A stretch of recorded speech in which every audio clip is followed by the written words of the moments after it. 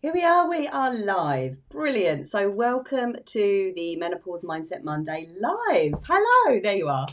So, this is where we explore the perimenopause in all of its colours and all of its variations. So, the message around menopause has been that there's nothing you can do about it.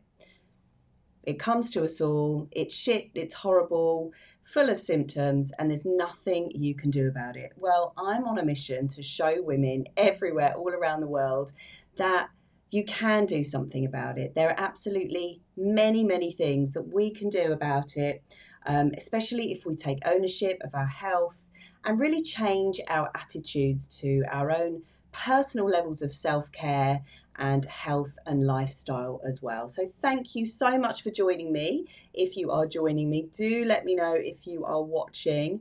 Jump on and say hi. I'm just going to make sure I can see all of the comments. Sorry, bear with me while I do this. Where are they? There they are. So that's great. Okay, so if you are joining me, say hi, do leave a comment. I will reply to all of them. And remember that your interaction always kind of stimulates my brain, and it might be a question that somebody else wants answering as well. So get involved. And as always, please watch to the end, because that's when I'm going to be giving you my big top tip, my main disruptor that perhaps you might not have heard anywhere else. So today's talk is called How to Manage and Ease Those Hot Flushes. And this is for you if you want to find out the one fix that nobody's talking about. If you're sick of buying supplements, literally wasting money on supplements, only to find that, you know what, they really don't work.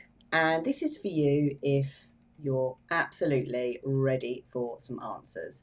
So we are covering this subject because hot flushes are one of the most negative aspects of the perimenopause and postmenopausal symptoms, and it affects they affect 3/4 of women. So this is something that we definitely should not ignore. And there's a recent study that has shown that hot flushes are linked to increased heart disease and cognitive decline. Now, I'm not saying that to scare you. I am saying that as a wake-up call. It's something that I recently came across myself, this new piece of information. So I know you might think this is a bit heavy. I just wanted to come on here to find out how to reduce my hot flushes.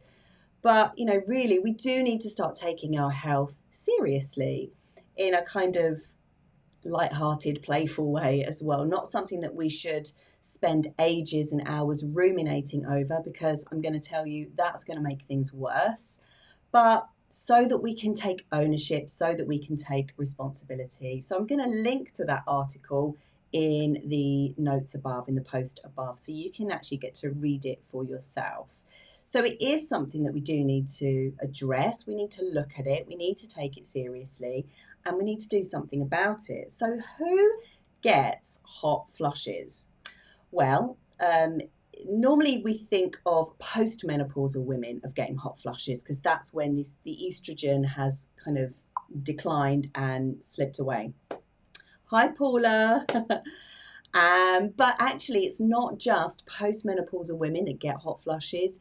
It's perimenopausal women too, because the estrogen is fluctuating. The hormones are fluctuating.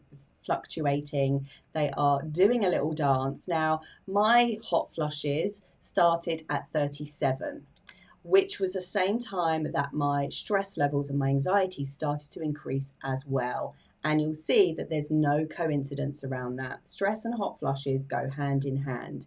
Now, my hot flushes kind of came about in the form of night sweats. So I would wake up, covered in sweat around here, in between my boobs, under my boobs, my lower back, stomach, my groin would just be covered. Sorry, I know it's not very nice to think about, but we need to get real, don't we? We need to get honest about these things.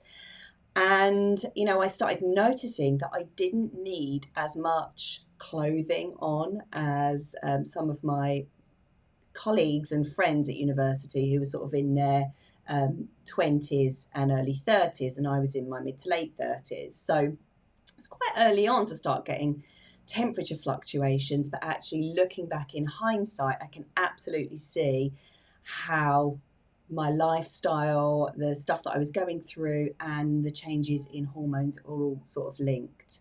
So the impact of hot flushes then, well, hot flushes, they do have a wider impact. So they are themselves quite uncomfortable. They can be quite distressing. They can be anxiety provoking. They can make some women spiral into a panic attack. Some women, because of the panic, can end up getting quite dizzy. There can be a sense of claustrophobia. There can be heart palpitations. There can be certainly a significant amount of discomfort when it comes to hot flushes. And in that sense, you know, they can actually stop women from living a life fully. You know, if they are that bad, they can make women feel very embarrassed. They can affect women's mental health. They can, you know, perhaps affect your cognitive function. Maybe you get a bit of brain fog with them as well because of the embarrassment and the fear. So your prefrontal cortex can kind of go into a bit of a shutdown mode. So they do have a knock-on effect, not just personally, but they can affect the people around us as well. They can affect our loved ones, they can affect our work colleagues and our jobs as well. So they are seemingly harmless. You know, I definitely don't think in the moment we need to worry about them because they are harmless in the moment. But as I said before, there's that study that's been done to show that hot flushes have now been linked to heart disease and cognitive decline. So we do need to, you know, really take a look at our health and some of the more rounded ways that we can deal with lifestyle to bring these hot flushes to a minimum, because the body never lies. The body's always telling us something. It's always guiding us towards something, isn't it? So I'm just going to have a quick look and see who is watching live. Just bear with me. So we've got 2 people on. Do say hi if you're watching. Love to know who's watching. I can't see. I've got this new piece of kit here, so I can't actually see who's watching. You need to leave a comment so that I can see who's watching. Okay, so let's get into the causes of hot flushes then. So I was actually reading quite a lot of articles this morning, and some of the stuff on the NHS and some of the medical articles were saying that nobody really knows what the cause of hot flushes are, but they know they're linked to menopausal symptoms. And do you know what, ladies? That made me really, really, really angry, because I thought to myself, God, if I know what causes hot flushes, then surely the medical profession must know what causes hot flushes. I mean, you know what I mean? So we do know this. We know that declining estrogen does play a part in hot flushes, because when estrogen declines, it affects the hypothalamus, which is in the brain, and the hypothalamus is responsible for your thermoregulation, which is obviously your temperature control, your thermostat. So the hypothalamus becomes hypersensitive.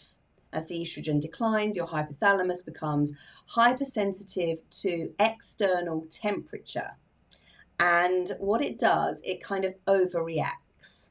So it thinks you're hot when you're not hot. And what happens is it vasodilates your blood vessels and it makes you sweat in order for you to cool down. It's your body's way of helping you to cool down because it thinks you're hot, even if you're not actually hot. Okay, so this is caused by the declining estrogen that we experience in menopause. And it's important to understand that your sex hormones, and obviously estrogen is a sex hormone, acts as a kind of neuromodulator, which basically means that your sex hormones affect your brain, okay? And your brain, as you know, is the control center for pretty much everything in your body. So your sex hormones basically affect every function and every system in your body, even though you might think they are just for reproduction, they're not. So it's not as simple as just giving women more estrogen. If it were that simple, we would all be on HRT, right? And this is because hot flushes can also be caused by estrogen dominance relative to progesterone. And I know I've spoken about this before. So it's not just about declining estrogen, it's about estrogen dominance in relationship to progesterone. And this is because progesterone is very calming to the body, right? And if it's in decline, we feel more stressed, we get more stressed, and more stress means more cortisol and more adrenaline, which has the effect of raising the body temperature, because cortisol and adrenaline is activating your fight or flight response. It's the response which wants you to run away. So progesterone and estrogen absolutely need to be balanced. Okay, so this is where it's advisable to get tests. It's advisable to go to your doctor. If you're having hot flushes, then you really do need to get your progesterone levels looked at in relation to your estrogen. Now, there are obviously supplements you can take. There's natural progesterones that you can take. I'm taking something at the moment called pregnenolone, which is a precursor to progesterone, and a lot of other hormones are made out of pregnenolone, so it's kind of at the top of the chain. Now, I think I'm taking a little bit too much at the moment because the recommended dose is 30 milligrams and I'm taking 100, so it is quite a lot, but I have noticed a significant decrease in my stress levels, and I am able to cope with more stress, and I have had quite a lot of stress over the last 3 days, and I've noticed that I have been able to cope with it better. Now, I'm not recommending you go out and start taking pregnenolone, but I'm recommending that you investigate all these different possibilities. Remember, on the last live, I said that you need to be at the top, at the head of your own healthcare team. So you need to be arming yourself with knowledge, because knowledge is power. The more we know about the menopausal transition, the easier our symptoms are. It seems to be that, and that is what the Body Logic survey found out by doing lots of surveys. So if you do go to the doctors, make sure you get your cortisol levels checked as well, and your thyroid function checked, because often thyroid issues can masquerade as menopausal symptoms. So this is because your thyroid, if your thyroid isn't functioning properly, it puts a lot of pressure on your hypothalamus, and if your hypothalamus is under a lot of pressure, your thermoregulation can go a bit up and down. So yeah, there's a lot going on, and we really do need to get to the bottom of it. So go to your doctor, ask for the tests if you are having hot flushes, to see what's going on, and you can ask him or her about the relationship between estrogen and progesterone. Often doctors will say you're in the normal range, and that's really, really frustrating, because that's not what we want to hear. We want to hear something a little bit more nuanced and a little bit more subtle relating to us. So what you can do is ask for a printout and go and see a specialist in women's health. They may be private. Somebody like a functional medicine practitioner would be able to shine more light on that for you. So those are all the kind of hormone things that pertain to hot flushes. And now, as you know, I am very interested in the way the mind works and the way that the mind and the emotions affect the body. Now, I very recently came across a study that was done in America in 2010 that noticed a link between childhood trauma and hot flushes. Now, when I discovered this, I was like, oh my God. And I'm going to come to this in a moment, because this has really, for me, underpinned the reason why I am doing this as a hypnotherapist. And you might be thinking, what's the link between hypnotherapy and menopause? Well, as a hypnotherapist, I see a lot of people who have had childhood trauma, and I also see a lot of women who are in the throes of perimenopause with all sorts of symptoms and really need to do a lot of emotional clutter clearing. So it's a hugely fascinating subject, and I'm diving deeper and deeper into it every single day. I'm learning so much every single day, and I can't wait to share it with you because, like I said before, I'm on a real mission now. This feels like my absolute life's mission to help women all around the world to realize that, it doesn't have to be all doom and gloom.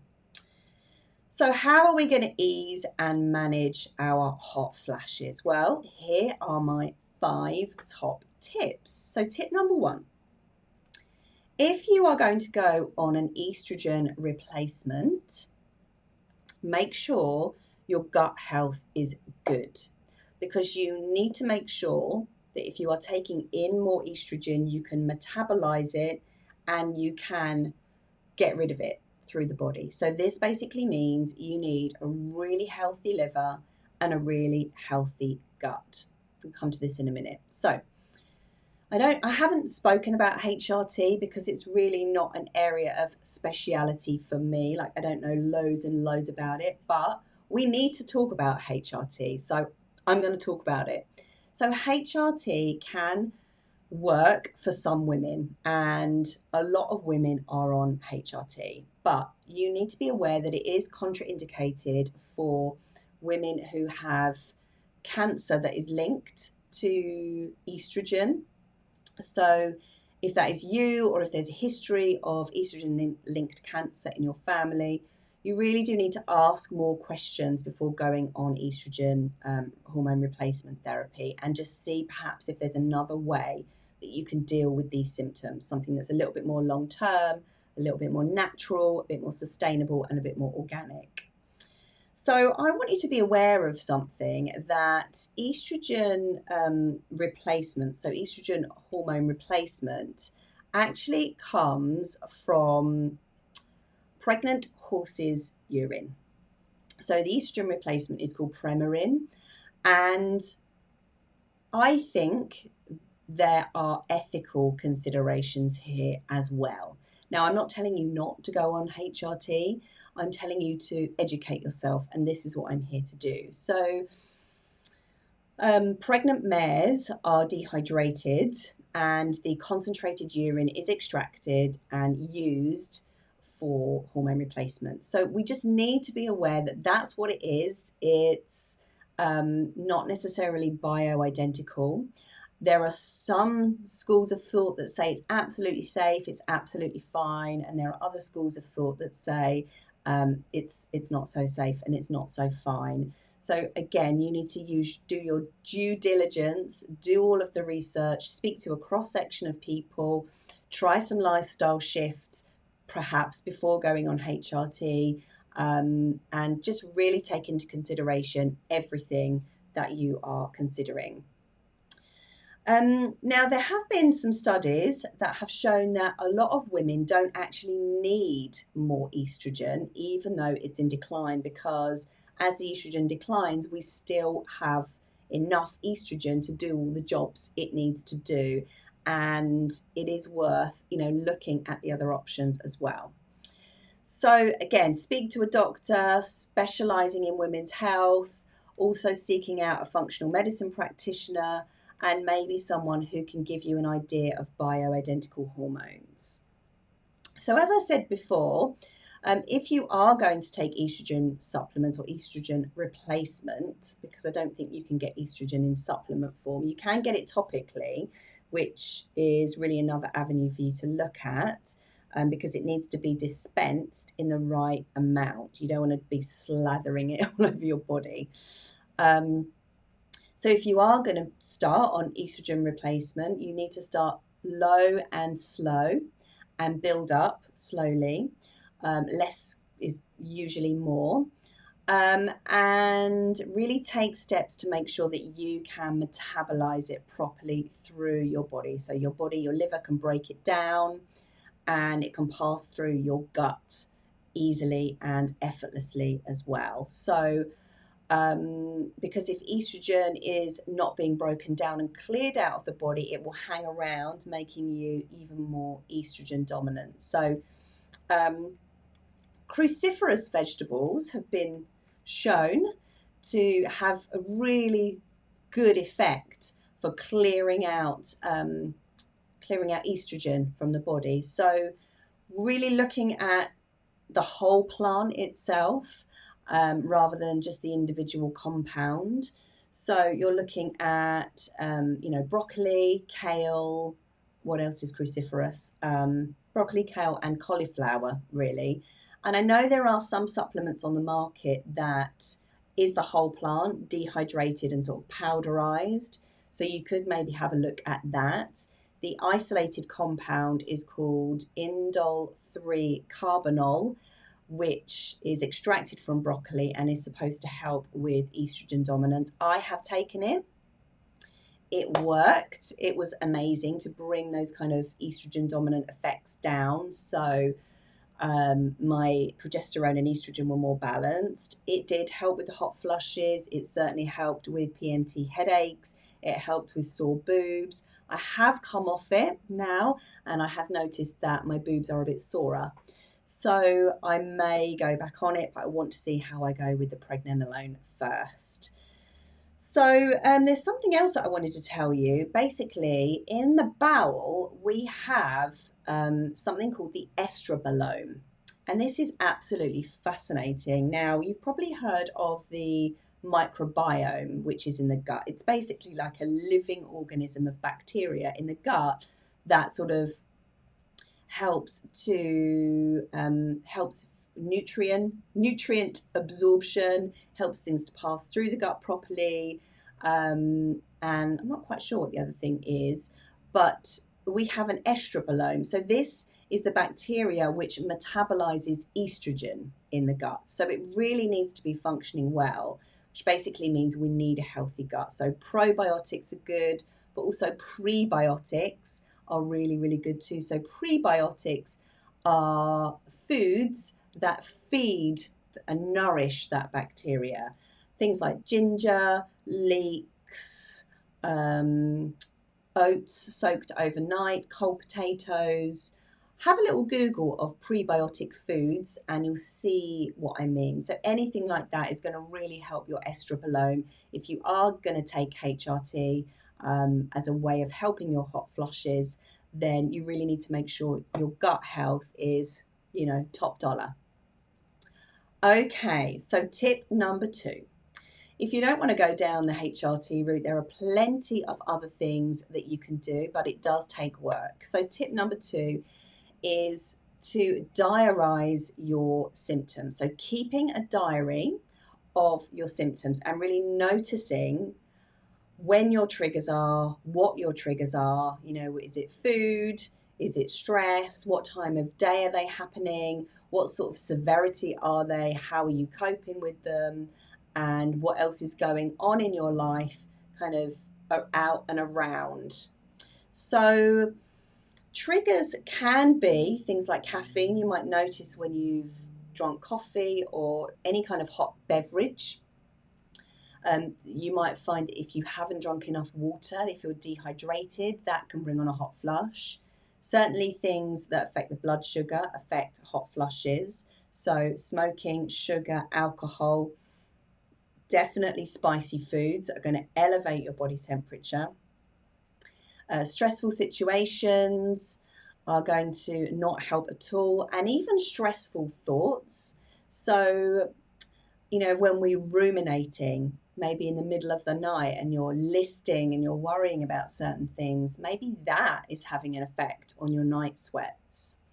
Things like, making sure that we're sleeping in a ventilated room or a cool room. So maybe you've had a trigger if your room has been hot, or maybe you have a really, thick tog duvet and you could do with just coming down a few togs, or opting for a natural fiber, something like bamboo or hemp could be really good. Also, triggers can be things like worrying about your hot flushes as well. So the more we worry about our hot flushes, the worse they can get. And also things like, you know, not having enough me time, not getting out in nature, too much screen time can actually trigger those hot flushes as well, because the brain, you know, the more we're on the screens, the more CPU power we are using up, the more elevated our cortisol and adrenaline becomes. So I just want to show you, actually, I want to show you this because I want to try out my new toy. I'm going to share my screen with you, and I'm going to show you the little diary that I have. Here we go.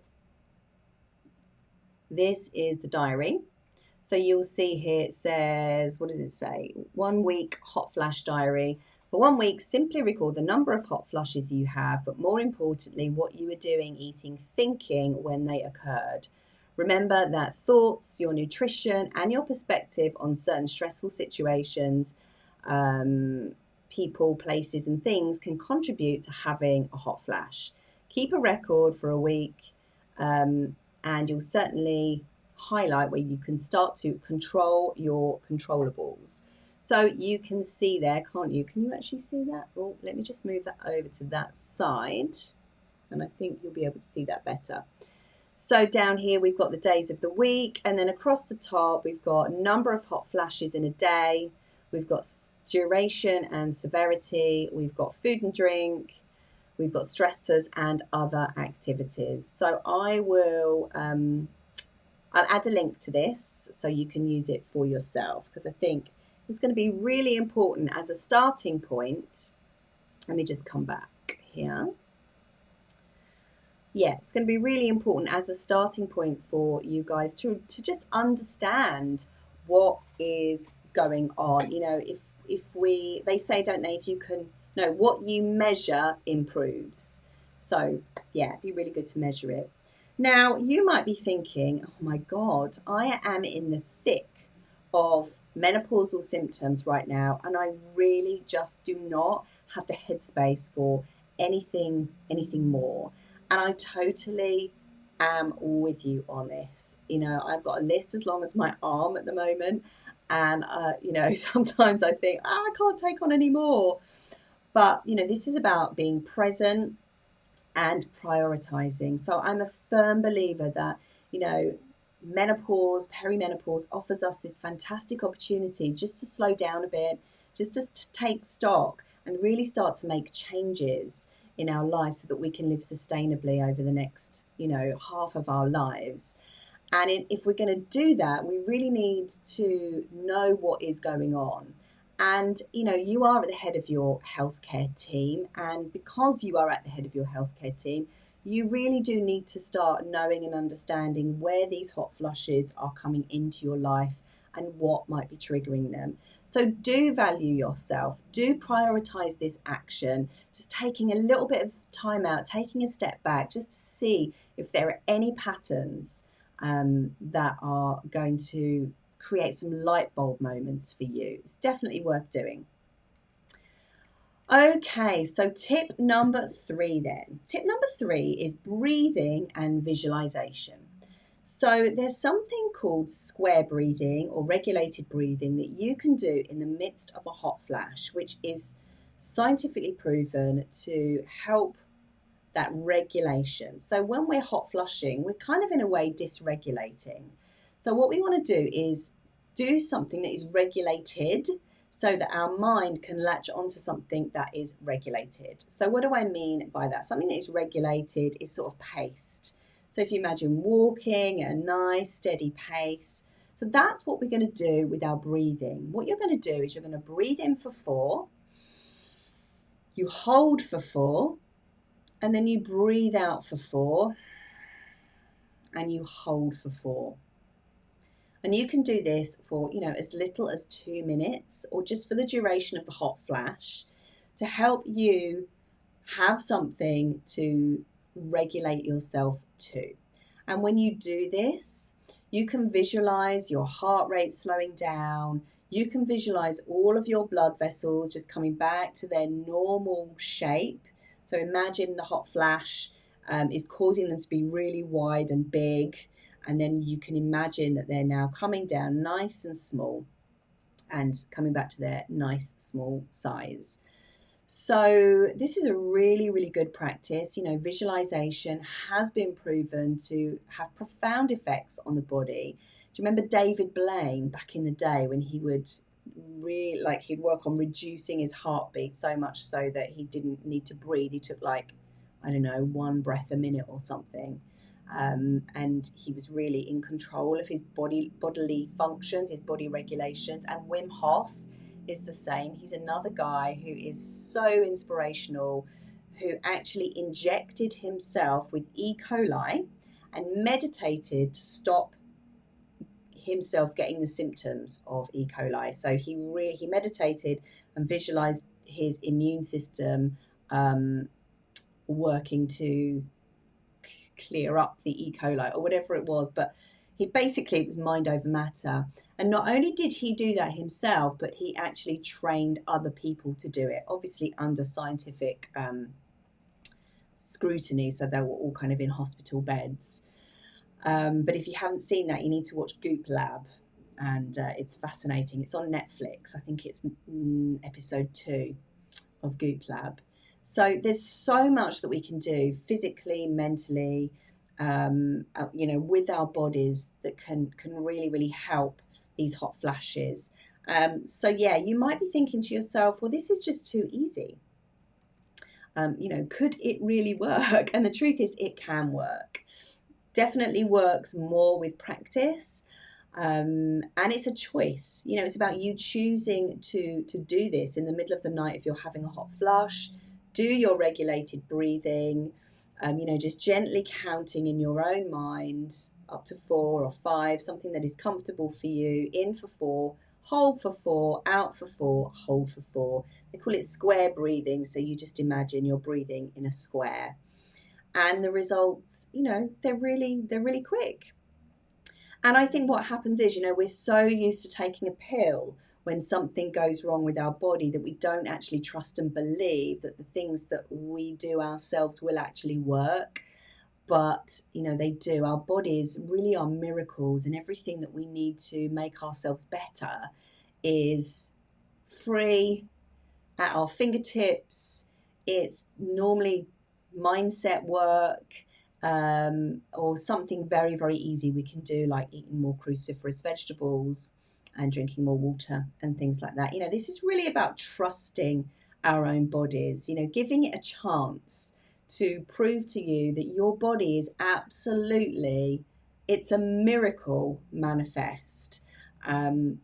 Yeah, it's pretty phenomenal when you think about what it can do. You know, the fact that your heart beats without you thinking about it, the fact that your lungs breathe without you getting involved, and your brain functions, and you have language, and you can move your body, you can move your arms, and you can write, and you communicate.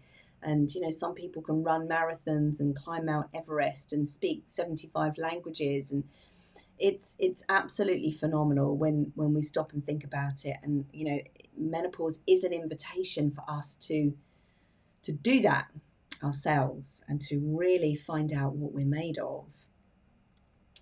Okay, tip number 4.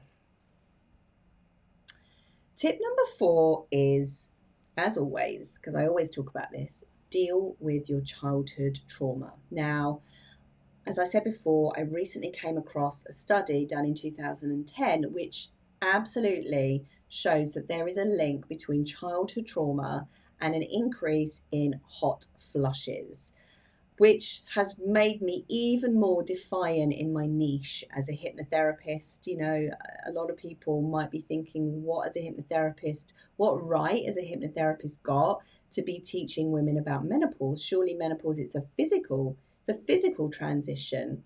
It is a physical transition, but now we know that the emotions and your experiences play a massive part. So I'm just going to share my screen again and show you this study, because I'm addicted to sharing my screen. But I want to show this to you. So here you can see, so this is the paper. It's all very scientific and above board. And you can see here that results childhood abuse or neglect was associated with increased reporting of hot flushes. I don't understand the maths. I don't do maths. I am a language girl, but you can see very easily that the conclusion was the experience of childhood abuse and neglect is associated with increased vasomotor symptoms reporting in adulthood.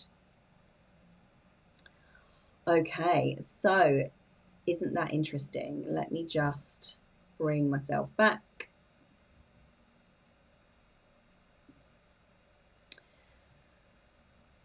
So when we can go into the past and clear out our childhood trauma, and you know, trauma doesn't have to look like child abuse or neglect.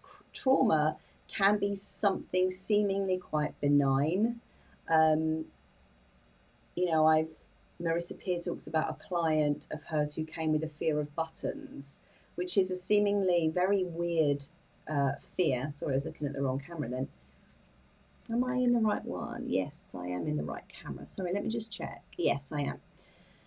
And it turned out that as a baby, she was held close to her mother and a button was pressing against her skin. And obviously the baby couldn't talk or express itself. And it was crying and crying and crying because this button was hurting it, pressing into its skin and its muscles. And the more it was crying, the more the mother was holding the baby close. So, you know, trauma, childhood trauma doesn't have to look like abuse or neglect. And so clearing that out with the use of RTT or hypnotherapy or psychotherapy, whatever you choose, could help. It could help. I'm not saying it's going to be a miracle cure-all, but if you're looking at going down the natural route, you are going to want to approach it from every angle, nutritionally, habitually, you know, your habits, your behaviors, your mindset, and your emotions and all that childhood stuff. So how does childhood trauma make hot flashes worse? I was thinking about this today, and I was thinking that, you know, hot flashes are linked, to me, they're linked to hot emotions. So stored feelings, right, of anger, resentment, frustration.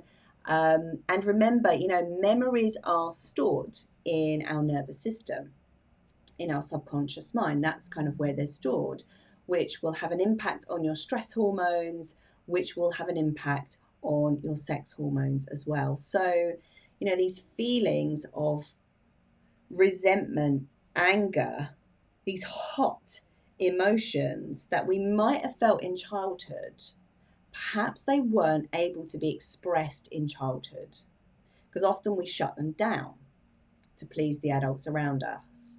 So as we get into adulthood, the body finds ways of expressing emotions through certain physical conditions because every emotion has to be expressed whether you like it or not. And if you stuff it down, if you shut it down, it's going to find its way out somewhere. It finds its way out via muscle cramps, joint pain, headaches, angry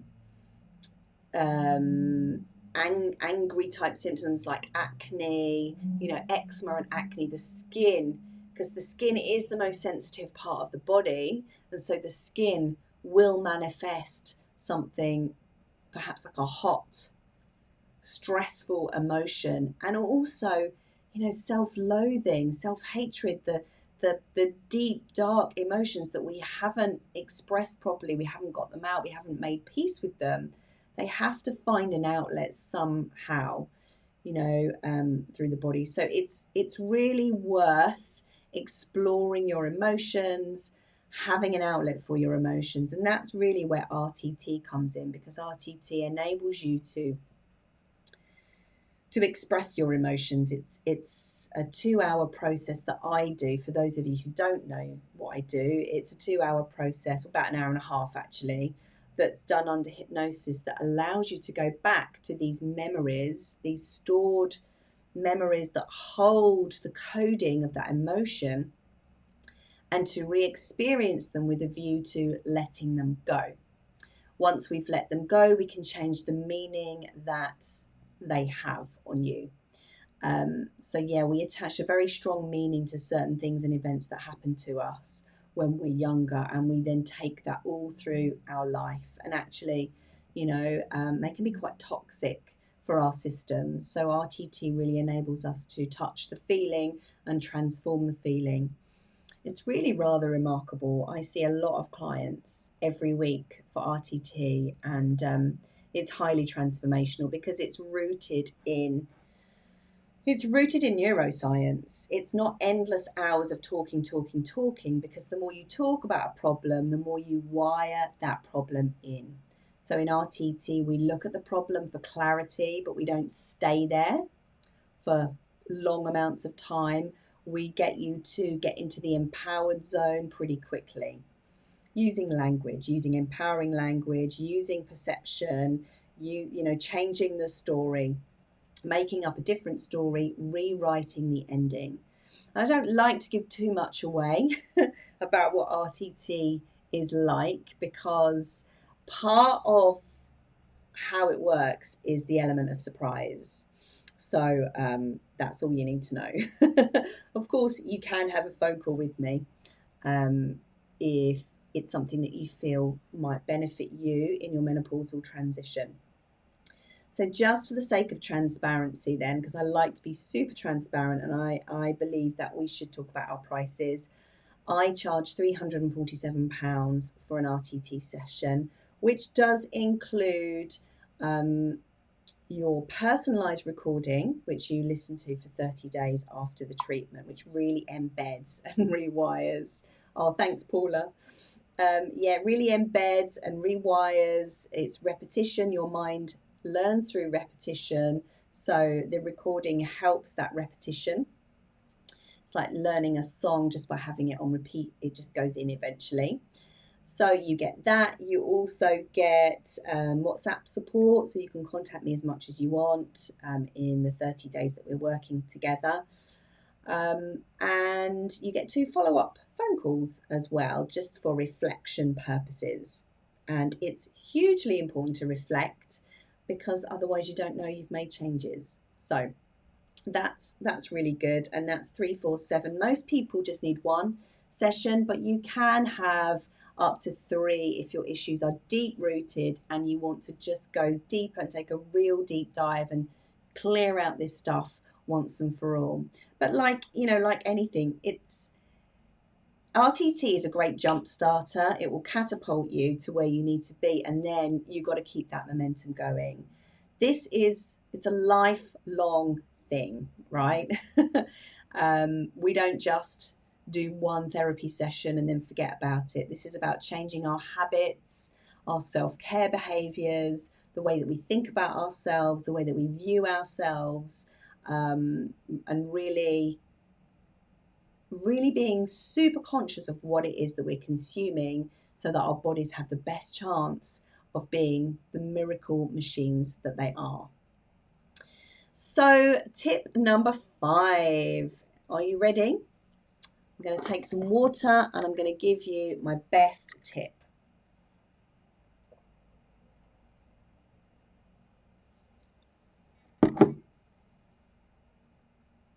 Okay.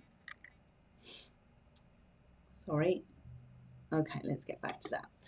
All right, tip number 5, get your blood sugar under control.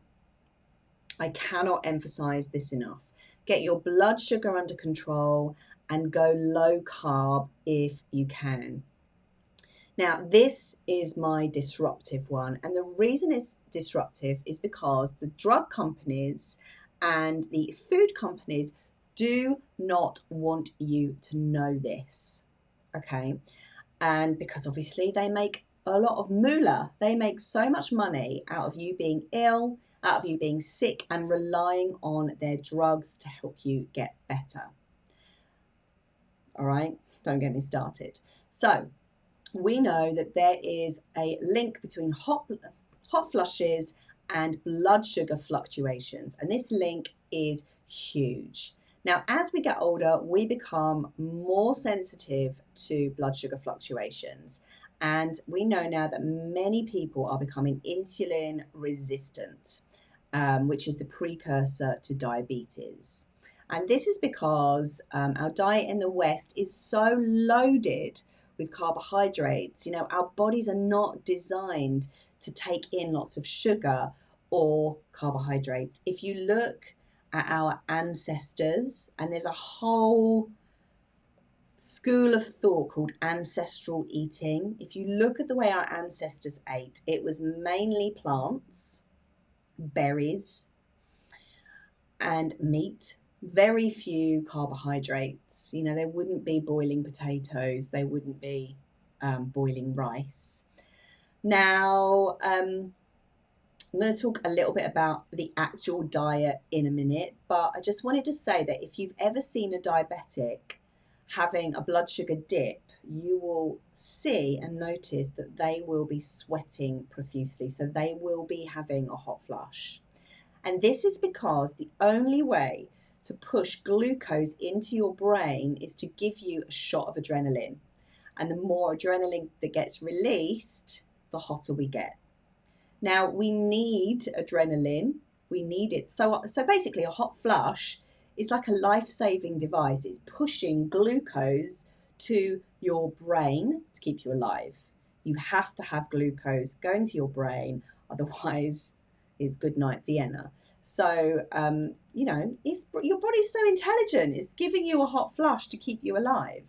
So before you entered perimenopause or menopause, estrogen would be there, right? So estrogen would help your brain to, would help your blood to push glucose into the brain. It's just kind of there, it's happening all the time. So the fluctuations, the blood sugar fluctuations are less when we're younger, but the estrogen would be there to help push the glucose into the brain. But as it starts to decline, it's not there. So it's not there to aid the push. What is there is a shot of adrenaline, right, which makes you get hot and sweaty. So it's there for a reason. Like I said, it's there to keep you alive, but it's a side effect. So hot flushes are actually a side effect of being very underpowered metabolically. I'll probably go in and do another live about this. So I'm just going to sort of pause that there. Now, what we know from this is that we need to become metabolically super efficient as a way of reducing these hot flushes. So instead of glucose being the main source of fuel for your body, what we want is to switch that source of fuel to ketones. So when your body is in ketosis, it basically means that you are breaking down fat as a fuel source, which means that your blood sugar is not rising and falling, rising and falling, rising and falling. It's the fall that has a dramatic impact on your hot sweats, right? And it falls really quickly after you've eaten something sugary. So you eat something sugary or carbohydrate or a packet of crisps or something, or maybe even a tiny bit of carbohydrate. You can tune in with yourself and you can check to see what your response is. I know for me, if I've eaten like a bowl of pasta, I will start getting heart palpitations and start getting quite sweaty. Not a full-on hot sweat, but definitely that palpitation-y feeling will kick in.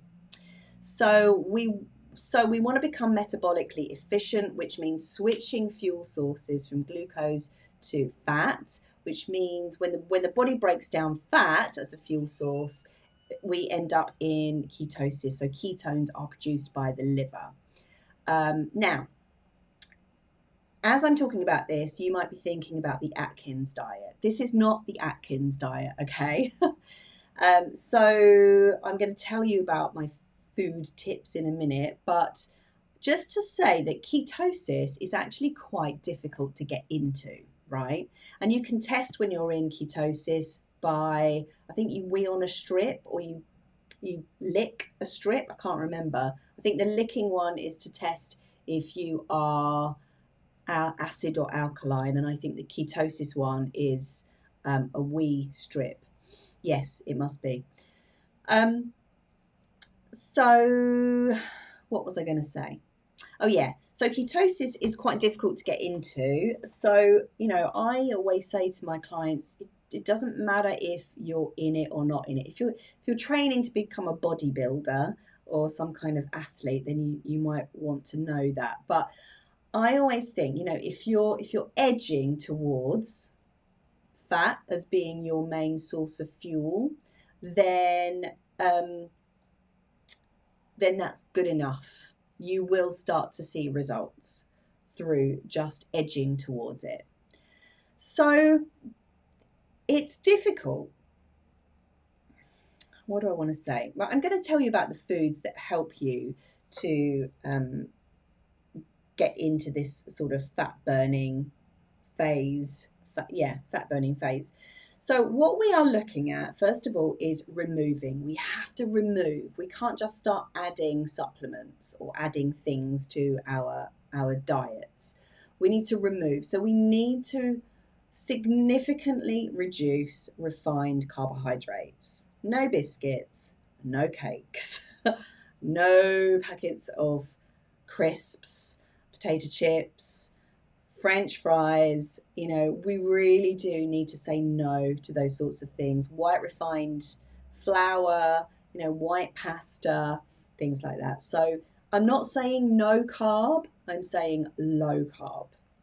And resistant starch does have a place. So resistant starch it's starch, but it's cold. So what that means is, if you can pop it into Google yourself, pop resistant starch in, it's much better for your body because, let me think, I think with resistant starch it doesn't get converted into glucose really, really quickly, but what it does, it feeds the microbiome. So it's a prebiotic. But do pop it into Google and have a look. So some carbs, especially resistant starch, so cold starch, cold potatoes, cold rice, is okay as long as you're not eating it all the time. So low carb, increase your lean meats. So have some protein at every meal. Try not to snack in between. So do a little bit of fasting. So what happens is when we fast, the body can start to heal and repair. So we become less achy. So if we fast, then the body can repair itself better. If you do have to eat because you feel a bit jittery, try and opt for a piece of fruit and nut. So fruit and nut goes really well together. You've got the fruit and you've got the fiber in the fruit, which slows the sugar uptake. Plus, if you're taking nuts with it, nuts and seeds, or some oil as well, maybe some coconut oil, then it just slows the uptake of glucose down a little bit. And then, of course, we want to increase our vegetables and our fats. So dark leafy green veg, anything bitter like rocket or Chinese leaf is really, really good. You want to be careful about overindulging in things like parsnips, carrots, and sweet potatoes, but by all means eat them because they are a great source of other vitamins and minerals. But what you can often find is that if you are intending to go low carb, you can end up binging on things like those vegetable crisps, which are quite carbohydratey, even though they are not potato. Root vegetables are still quite carbohydratey. So you're better off, if you are going to have root vegetables, you're better off having them raw, or probably not for you, Paula. Paula's got IBS, so we don't want to send her off the scale. Raw or slow cooked, something like that. Yeah, you really need to tune in with yourself. I think not everything I'm saying, Paula, is going to be for you.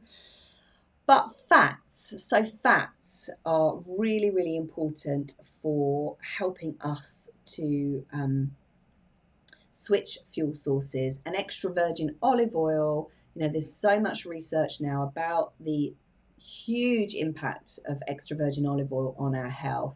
It's brain protective, it helps our joints, it's certainly fantastic for cognitive function, it's good for heart, it's good for, you know, vasothermoregulation. Pop it into Google and do a little bit of research yourself. So yeah, oh actually yes, I found this, that there was a study conducted in Italy, of course. Where would you do a study on olive oil? Italy, of course. And being half Italian, I'm very proud of that. So yeah, this study said that, what did it say? I haven't written it down now. Extra virgin olive oil can significantly lower blood glucose and cholesterol. So there we go. What more do you need? Oh yeah, they recommend that you don't take it in isolation. So you don't need to be spooning it, you know, out the bottle, because it's very, very bitter. But pour it over your vegetables, because you need something else to help the uptake and to help the absorption. So I do want to talk a little bit about supplements. Now, I believe in supplements, but I don't believe in taking them before you've sorted out your diet. You really do need to remove the crap out of your diet first, remove the toxins out of your diet first, and then add the supplements along with a healthy diet. Can really do wonders. So there are 1, 2, 3, 4, 5 supplements. In fact, one's not a supplement, that I recommend for you. So the first one is chromium. That really helps blood sugar regulation. The second one is vitamin D3, which can improve the function of your pancreatic cells. Magnesium glycinate is a really good all-round mineral. You should be taking it as a matter of course, because our food doesn't absorb, you know, the soil hasn't got as much magnesium in it as we would like. So we all really should be taking a magnesium supplement.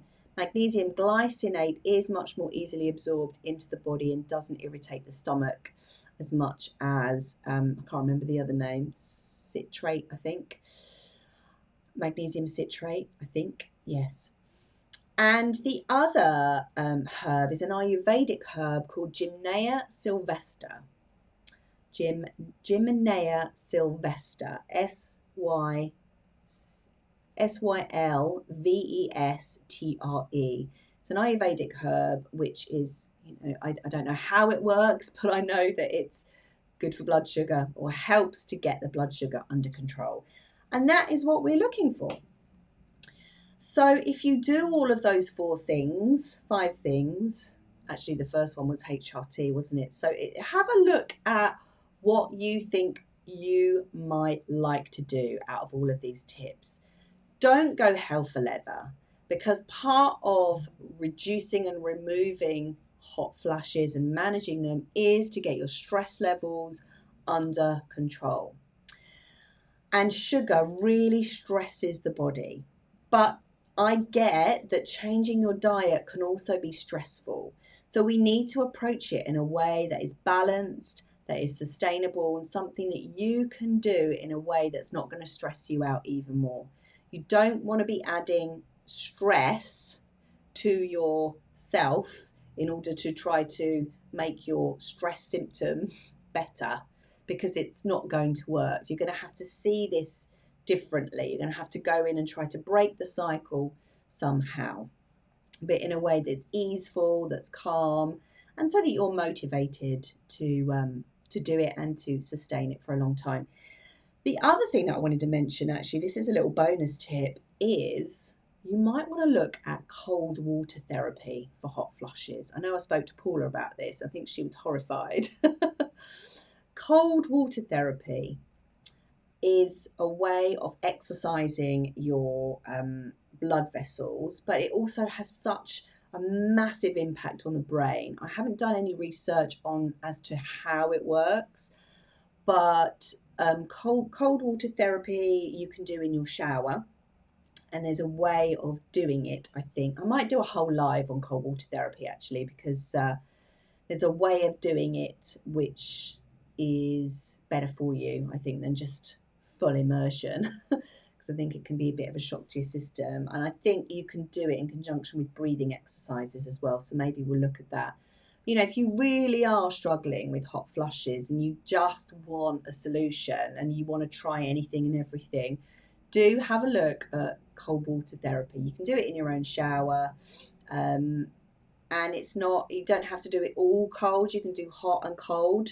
So you can do 20 seconds cold, 10 seconds hot, and it's supposed to do wonders for you. I do cold showers. I haven't done them recently, not over the last week. But if my hot flushes are particularly bad in the morning, sometimes I do wake up really hot, then I will have a cold shower and it puts me into the most phenomenal headspace for the rest of the day.